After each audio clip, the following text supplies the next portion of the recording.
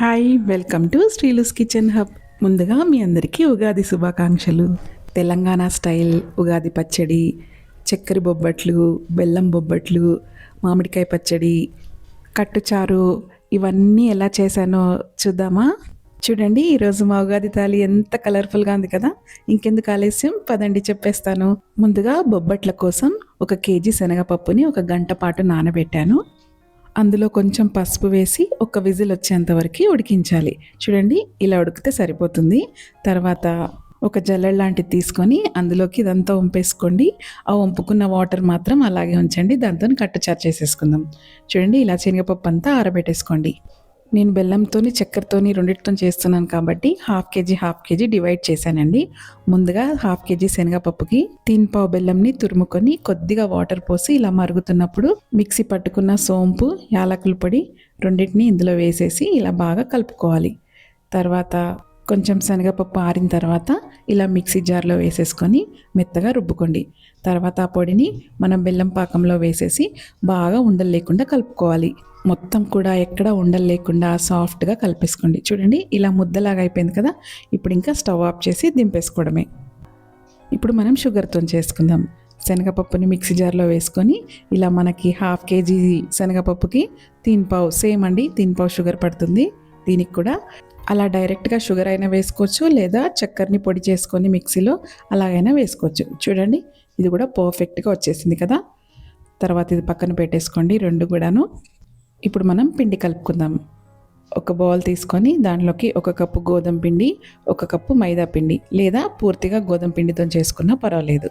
చూడండి, నేను మాత్రం 1 కప్పు గోధుమ పిండి, 1 కప్పు మైదా పిండి తీసుకున్నాను. అందులో కొంచెం సూజీ వేస్తున్నానండి, అంటే బొంబాయి రవ్వ వేస్తున్నాను.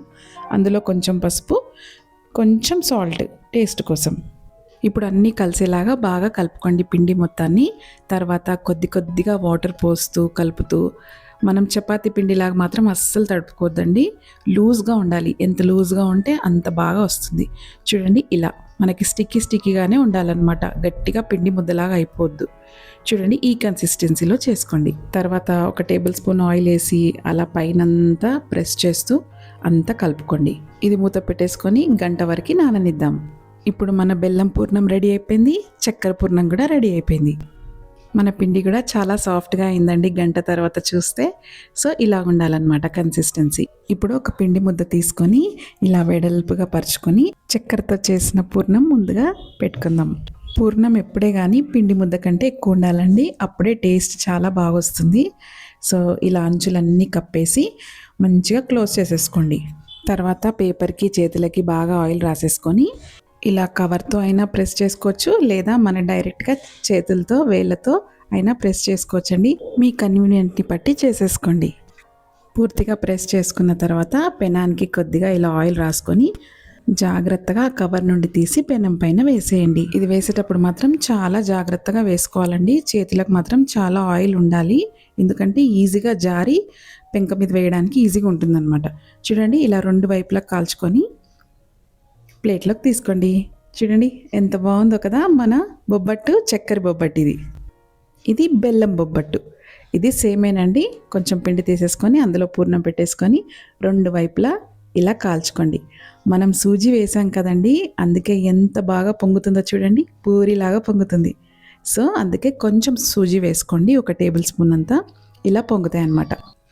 రెడీ అయిపోయండి మన బొబ్బట్లు. ఇవేమో బెల్లంతో చేసినవి, ఇవేమో చక్కెరతో చేసినవి. 2 రకాల బొబ్బట్లు రెడీ.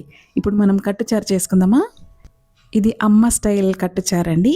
మనం ముందుగా వడబోసుకున్నాం కదండి శనగపప్పుని, ఆ నీళ్ళలో చింతపండు ఒక 1 అవర్ పాటు నానబెట్టింది. తర్వాత జల్లెల్లో వేసుకొని ఇదంతా వడగట్టుకోవాలి. తర్వాత మిక్సీలో కొంచెం పూర్ణం ఉంటుంది కదండి ఇలాగో, అది కొంచెం ఇలా కడిగేసి అందులో వేసేసుకుంది.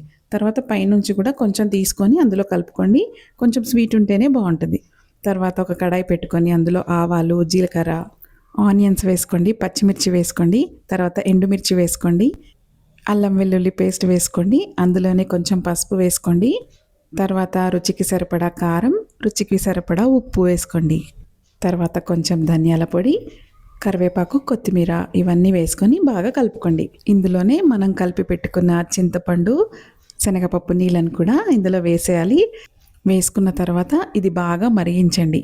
ఒక 10 మినిట్స్ వరకు, ఎంత అంటే ఆయిల్ పైకి తేలే వరకు బాగా మరిగించండి. చూడండి, ఇప్పుడు మన కట్టచారు అయిపోయింది. నెక్స్ట్ వచ్చేస్తున్నాడు మన కింగ్ ఆఫ్ ద పండుగ ఉగాది పచ్చడి. కుండలోకి ఒక 3 లీటర్ల నీళ్లు తీసుకొని అందులో 100 గ్రాముల చింతపండు నానబెట్టుకోండి. అందులోనే ఒక పావు కేజీ అంత బెల్లం తురుముకొని అందులో నానబెట్టేసుకోండి. ఉగాది పచ్చడిలోకి కిస్మిస్లు, వేప పువ్వు, సోంపు, కొన్ని కాజులు, కొన్ని మామిడి ముక్కలు, కొద్దిగా ఉప్పు, కొద్దిగా కారం ఇవన్నీ వేసేసుకొని బాగా కలిపేసుకోండి. ఉప్పు కారం వేయడం క్లిప్ మిస్ అయిందండి. సో ఇవన్నీ అందులో వేసేసుకొని చక్కగా కలిపేసుకోండి. మా చిన్నప్పటి నుండి కూడా మా నాన్నే చేస్తారండి ఉగాది పచ్చడి. సో ఈసారి కూడా మా నాన్న చేశారు. నాకు మా నాన్న చేసిన ఉగాది పచ్చడి అంటే చాలా చాలా ఇష్టం అండి. చూడండి, మొత్తానికి మన ఉగాది పచ్చడి రెడీ అయిపోయింది. ఇది ఎంత నానితే అంత రుచి వస్తుందండి. స్టార్టింగ్ చేసినప్పుడు కంటే కూడా నైట్ వరకు ఇంకా టేస్టీగా అయిపోతుంది. సో ఇలా అంతా కలుపుకొని ఇలా ఒక గ్లాస్లో తీసుకొని సర్వ్ చేసేసుకోండి. ఇప్పుడు మన తాళి రెడీ చేసుకుందామా? ఉగాది స్పెషల్ తాళి. కొద్దిగా పులిహోర, చక్కెర బొబ్బట్టు, బెల్లం బొబ్బట్టు, వైట్ రైస్లోకి వేడి వేడి కట్టుచారు, కొంచెం ఆకుకూర, కొంచెం క్యాబేజీ, కొంచెం మామిడికాయ చట్నీ. ఇది నిల్వ ఉండే పచ్చడి కాదండి, అప్పటికప్పుడు చేసుకునే పచ్చడి అనమాట. ఇది ఉగాది రోజు కంపల్సరీ చేస్తాం. సో ఈరోజు మా తాళి ఇలా ఉంది. మీకు నచ్చిందా? మీకు నచ్చితే లైక్ చేయండి, సబ్స్క్రైబ్ చేసుకోండి.